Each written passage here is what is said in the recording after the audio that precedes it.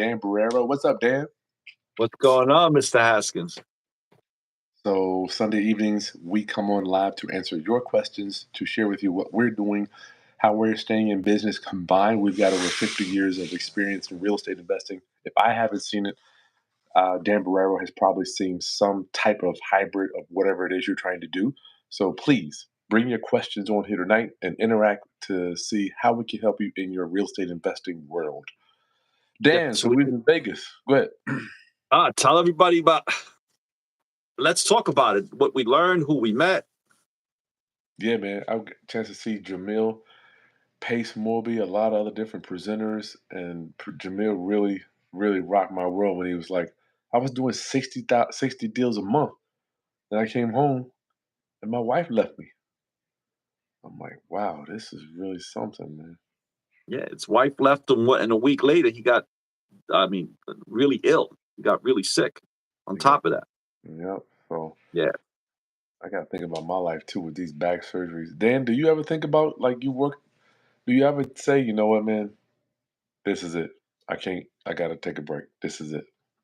Yeah, you know my story, man. We've been friends a while. So last year when I turned 60, I decided that it was time. I said to myself, if I'm lucky, I have maybe 15 more years that my body allows me to do what I want to do. That's it. And I've been going to all the places I've wanted to go to. We both was And hurting. We were in Vegas hurting. Both of us are like, man, shit, I'm hurting walking around these places. yeah, my back was killing. I mean, Chris was like, let's hang out. It was like 12:30. I'm like, Chris, I'm done, man. I I was was like, hurting at 11 o'clock. That was my second win. yeah, that was your second win. We on the way back, we figured let's stop for a nightcap at the bar. We had just come back from walking on the street. Not for nothing though. Tell everybody we had a healthy dinner. Yeah, that was good. Finally. We ate at Peter Luger's and then we were stuffed. We were like, yeah, we got to walk this off. So we went walking down the strip and then we said, let's have a nightcap. And Chris got his second win, but I didn't get my second win. So I like to talk to y'all about the story. See, I'm gonna be transparent and tell y'all a lot of stuff. I'm not gonna speak for Dan, but for me, I can't say on live on air that a lot of my experiences, because a lot of stuff that I did in my past and that I was involved with, I just don't think it would go well over in the public. Dan, That's true. Yeah, look, the gotta, reality is there's certain things we can't say on here because it's not politically correct or, right, we don't want to get canceled. Um, right, man. and that could be from both sides of the aisle. There's stupidity on both sides, but we do try to give as much truth as we possibly can within the realm that this social media allows us to. That's right. We were trading back and forth stories. It felt good. Yeah. I gotta tell you, Dan, it felt good. Battle stories mostly. It felt good. I'm talking to Dan. I'm telling him. He's like, "Holy shit! There's the stories you're telling me." I'm like, "You never told us on live, man. I can't be talking about stuff." So, Chris, we got to share the one that you made me. I was like looking at you like, what did you do, Chris? Like, I was like, tell me you didn't do that shit. Tell them that, Chris. so when I first started, I thought that if you owned a house, you could just come and go as you please. I didn't think I was wrong for that, Dan. You didn't think that when you first started? I thought I was the man. Like, it's my house. It's my house. Like, that shit don't go over very well. I'm like, so my tenants weren't paying me rent. 2 months went by. Back then, I was scrambling to make ends meet. So $1,250 a month was my mortgage payment and the rent. I did the BRRRR strategy. I had pulled out $25,000 like a dummy, so my payment was real high. So the tenants hadn't paid, and I was going to eviction court. And if you know anything about evicting a tenant, it doesn't happen overnight. It takes time. So if anything, this business will teach you. If the only thing this business will teach you, it would teach you patience. Would you say, Dan? Oh, it humbleizes you.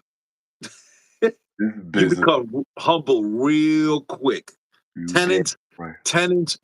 will learn you. They Yeah, will learn you. they'll take you to your So this particular tenant hadn't paid me in 2 months. So I'm like, man, I'm done with this. I'm gonna show. I need to get some money in because I was paying this $12.50 a month. It was destroying me. I'm like, okay. I ran an ad online.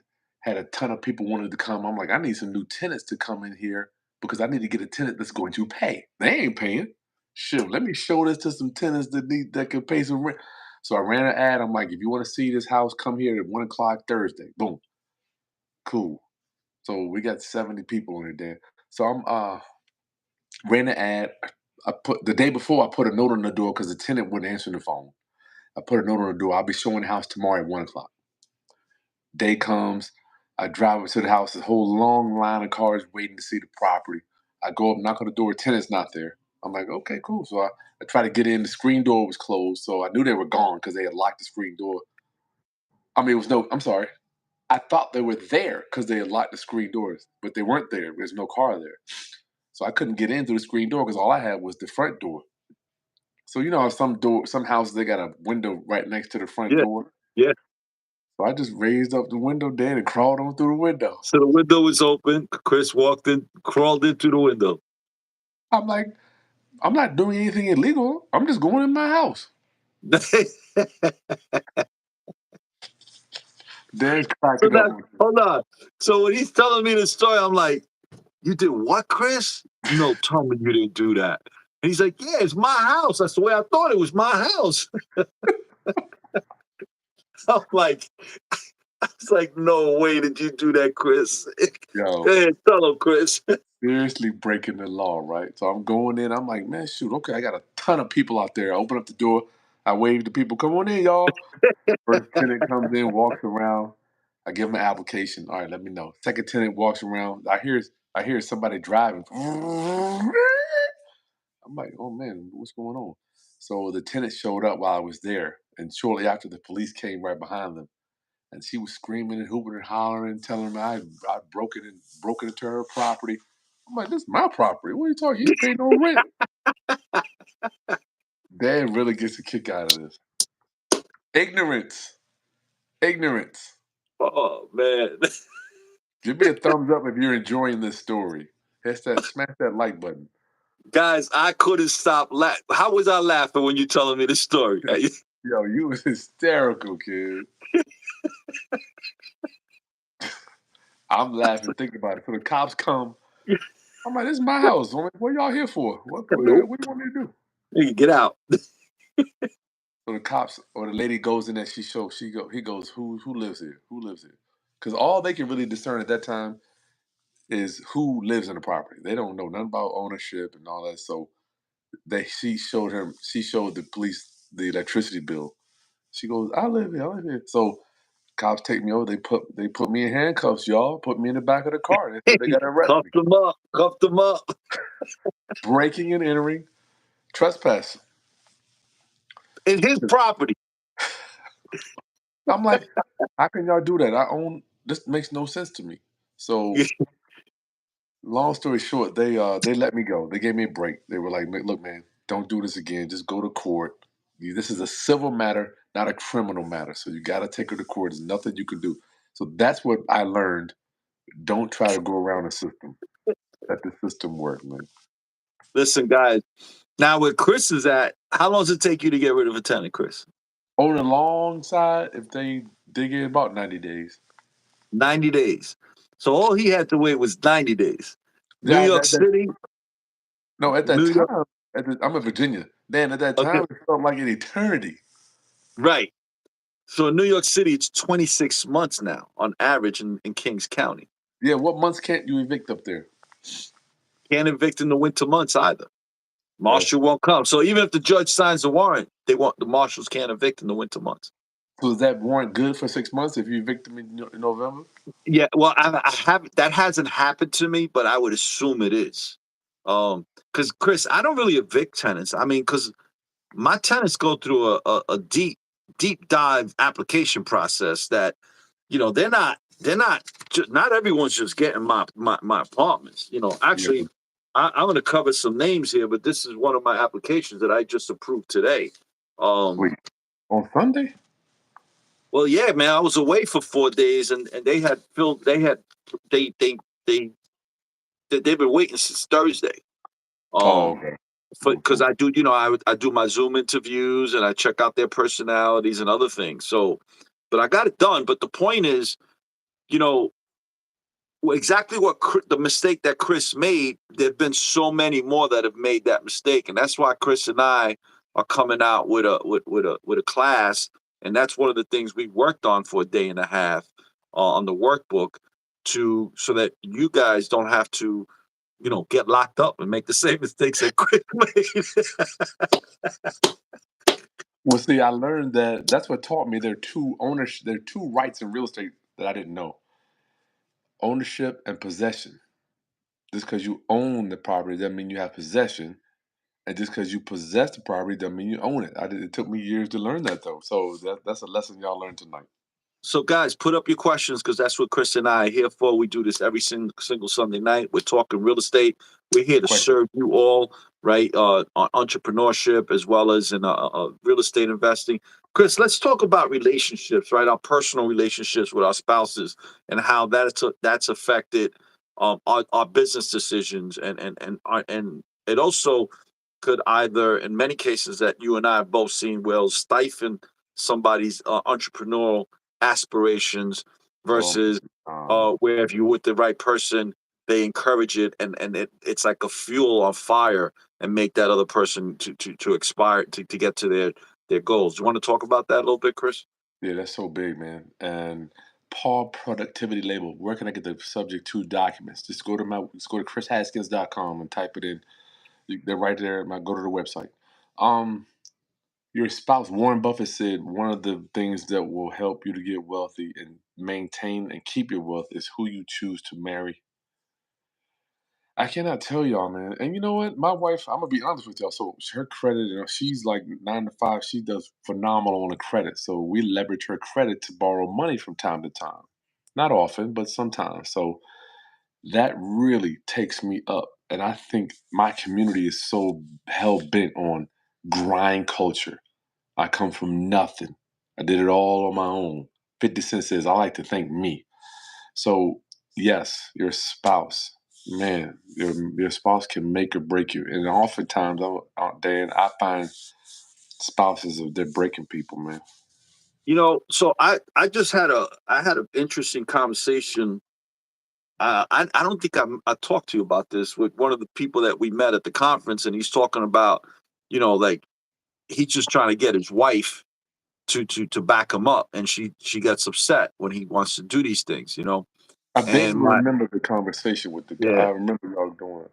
and my question to him was, well, what have you done in your relate throughout the course of your relationship with your wife to make her think that you'd be unsuccessful? And he, Mm, he took a step back, like he thought about it. I said, because usually my experience is when either the wife or the husband doesn't want to back up that spouse, it's primarily because that spouse has maybe tried 3 or 4 or 5 different businesses already and failed. And then, did you put 100% into it? Did you literally give everything that you had into that business to make it happen with no excuses? wow. Right. So, or have you, do you make $100,000 a year, but you go buy new cars every 2 years, every 3 years, and you spend your money at the gambling table? So why would your wife have any confidence in you to be successful with the business that you say you want to do, but you haven't done anything in your life to show your spouse that you're willing to do everything that's necessary to make that business work, right? That's one Wow. thing. Sometimes the spouse truly is not the right person for you if that's what you want to be. So in my case, and I've said this dozens of times on lives, I dated my wife for 8 years before I married my wife. And people ask me, well, what took you so long? I said, I needed my wife to understand this is not an easy life. Being an entrepreneur is not easy. It's difficult on you physically, mentally, emotionally. It's difficult on your wife. It's going to be difficult on your kids. This is a family affair. So, what are your thoughts on that, Chris? Yeah, it's challenging, man. It's weird you say that. It's difficult not only on everybody, but it's difficult on the relationships too. That's why I'll tell you that I got 4 therapists here at the Haskins house. I got therapists, man, because I'm like, even with the grind that you do, Dan, I got to tell you, y'all don't know this, man, but Dan works hard as shit. You Thank told you. you 60. You work. I think you work harder than me, a lot harder. I got back issues and stuff. I'm gonna spend some of this money, and you help me to learn. I think, well, Dan, you spending money helps me to understand that I need to start spending some too, man. Then listen, but it took me, I like I said, I turned 60 last year, and I said to myself, you know what? I can't take this with me. We just came back from Puerto Rico for 2 weeks. My wife and I went for a week. We had a great time. My kids met us there a week later, and all my kids are adults, guys, and one of them's married. So when they show up, like the restaurant bill goes sky high. You know, everything is whatever it was, not double, not triple, quadruple. All right. Yeah. And my wife and I one day we were laughing in the cab. We were sitting in a van, in a minivan. All of us were sitting in. And they were like, "Well, what are you laughing at? Why you guys laughing so much?" And we're like, "Because they're talking about how much of a good time they had. This was the last night there." We laughed. We said, "You guys realize we just spent your inheritance money this whole past 2 weeks, right?" Like, so I'm glad you had a good time on your inheritance money. So I guess my thing is, guys, it gets to the point where you hustle, you grind, you hustle, you grind, you sacrifice, you hustle, you grind. At one point, you need to stop and smell the roses. But Yeah, man. Be you don't like want to Jamil. stop and smell the roses too early, guys. Too much. You don't want to do that. There's got to be a balance. Shay Bay says her husband. Oh, somebody's closing their first subject too. Power productivity label. Hit it. You can do a consultation. I'll help you with that. My hubby wants to take equity out of the house, but I'm skeptical because our rate is so low and mortgage is only 1,100 a month. He wants to buy another property with the equity money. Dan, what would you say to that? That's a question that she should come on live with us with. Look, at the end of the day, because everybody sits in a different situation, right? So if you're going to tell me you're going to take equity out of the house, your mortgage is going to go up to $3,400. Let's say 2,200. Let's say 2,000 a month. Let's keep it simple. 2,000 a month, right? That next property you buy has to pay no less than $900 back to your house so that your mortgage stays the same at 1,100 out of pocket. That's number one.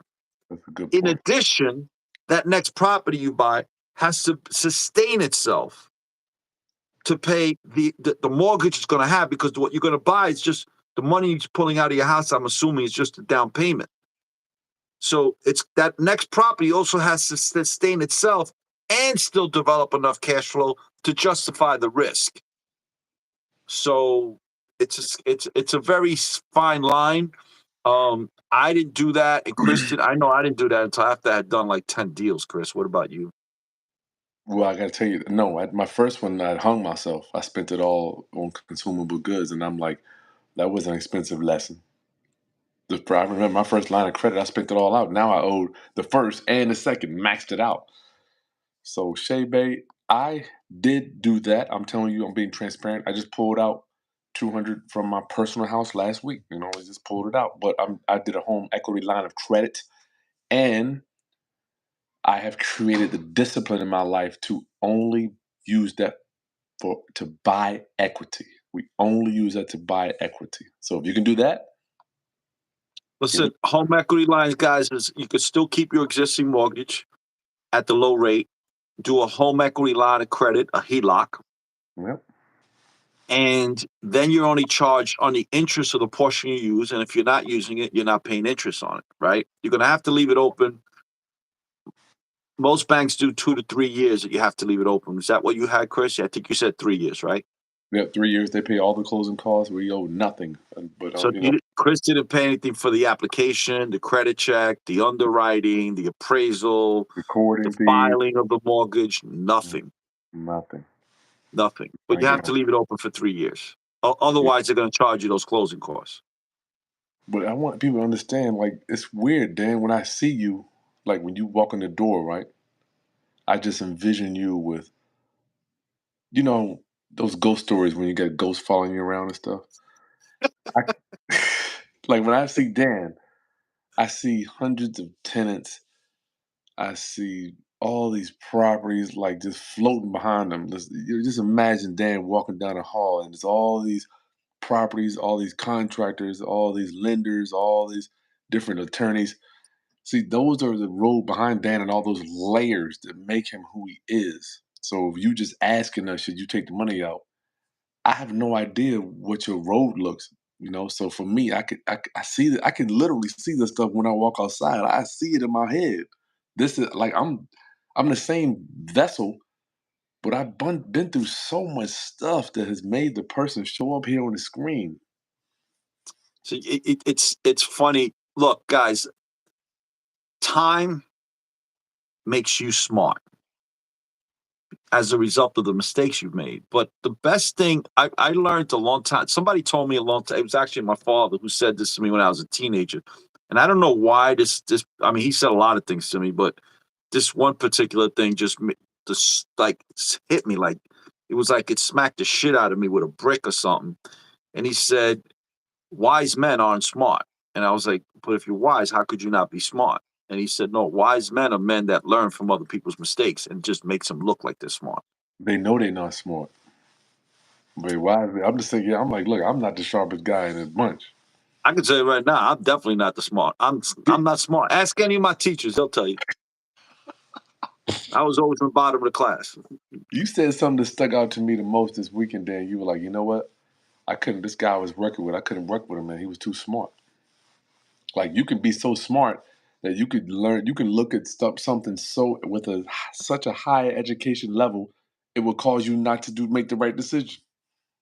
So let me tell the audience on what we're talking about. I think we have a lot of people on. What do we have on here right now? 90 people, Dan, listening to 90 this. people, guys. So make sure you follow Chris and I both. Number one, number two, um, you know, put your questions on the chat below, or if you want, come on live because this would work out great too. So there's this one guy named Joey. Love the guy. I'm still friends with him. I have a lot of respect for him, but every time Joey brought me a deal, and he used to bring me a lot of deals, he things would get difficult. The most simplest deals would become problematic. They become a problem. And I'd be like, Joey, you're talking too much. Joey, you're using too many big words. Like, Joey, you're complicating this. Like, this is the simplest way to make a deal, to make business, to make money. I offered you a price, you accepted it. Let's just sign a contract and close on it. It's very simple. I'm going to give you money for you to have the right to manage that property. Because the way I look at it is, I don't own any property. All I'm doing is buying the deed to that property, and I have the right to manage that property until I decide either to sell it to somebody else or I die. Right? Because at the end of the day, we still got to pay taxes and insurance and everything else on it to keep that property. So I'm like, Joey, you're making this too difficult.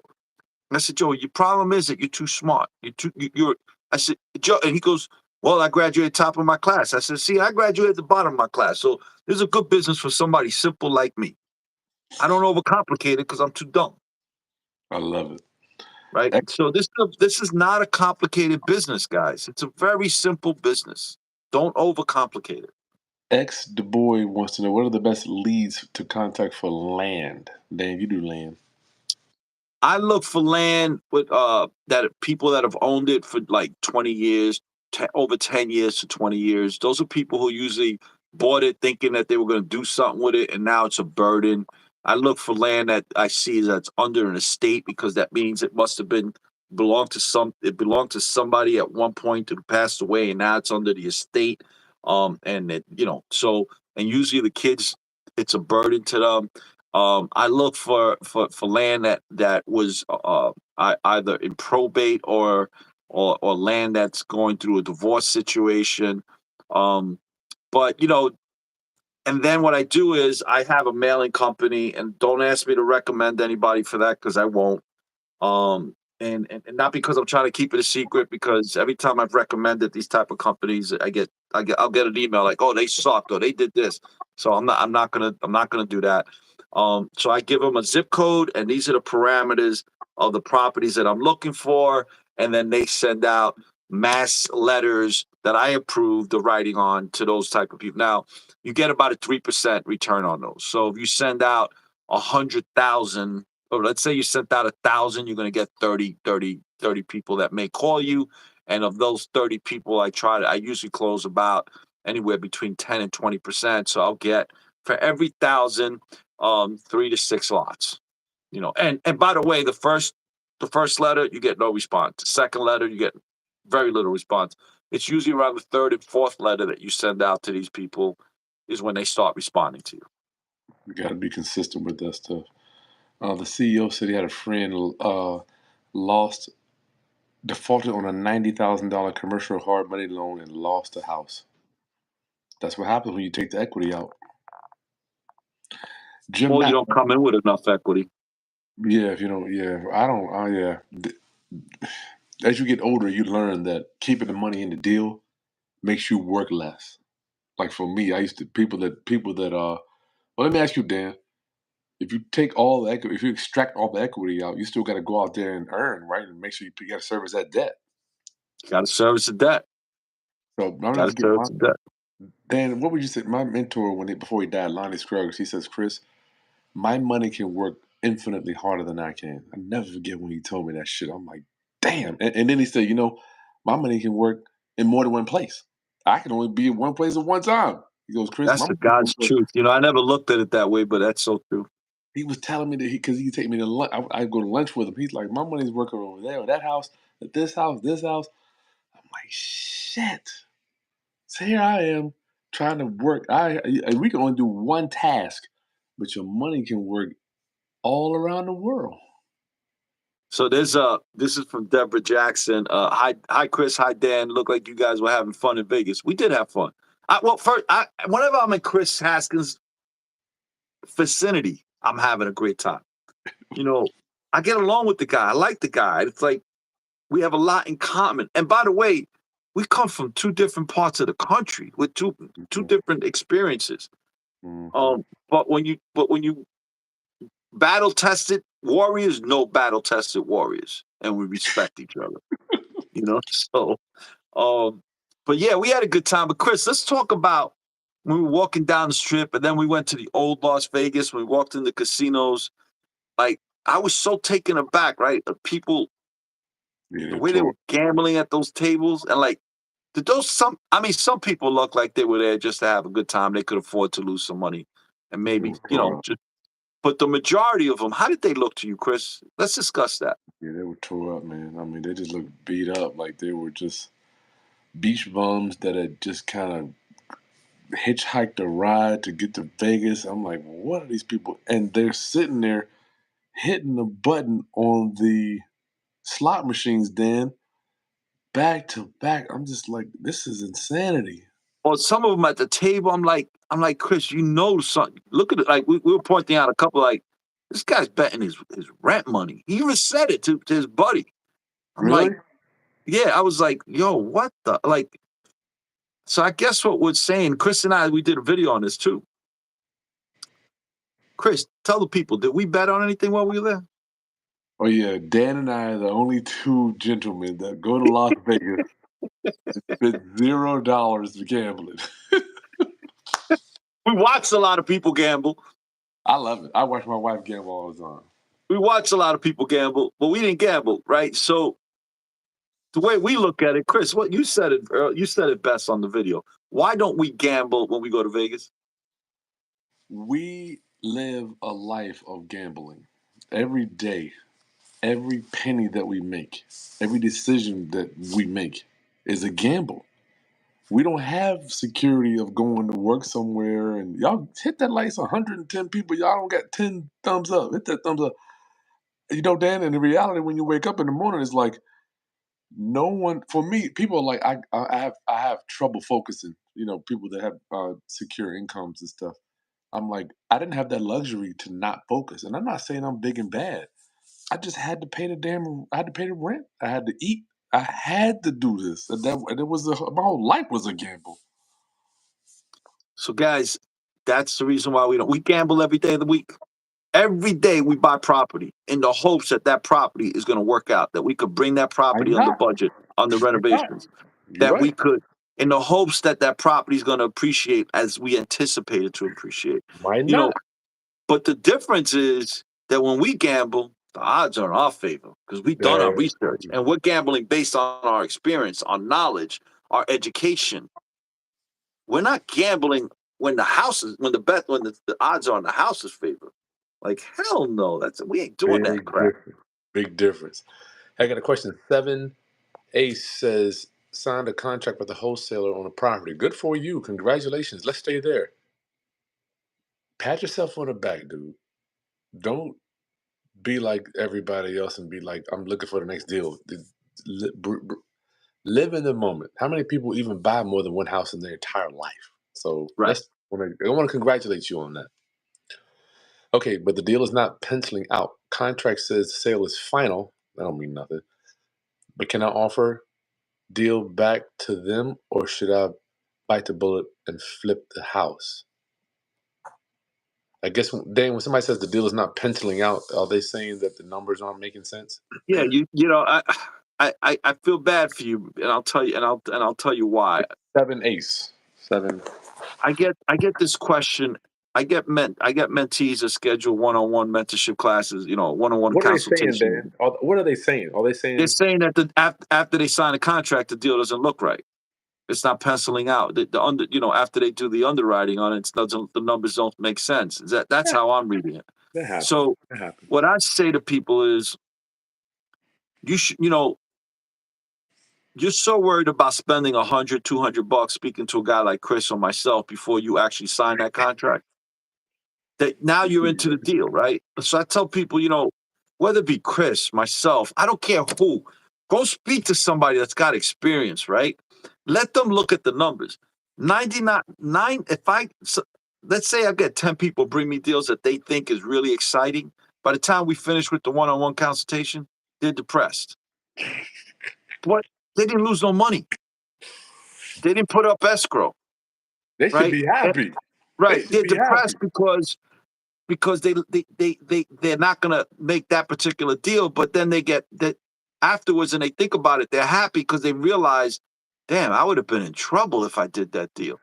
You Mhm. know, so reach out to people like Chris, reach out to people like myself, reach out to a family member or friend that has experience, flipping property or buying property. Don't call your Uncle Tom that all he has is one property. Don't ask your mother that's never owned a property. Don't ask your brother that only owns the house that he lives in because he doesn't understand this.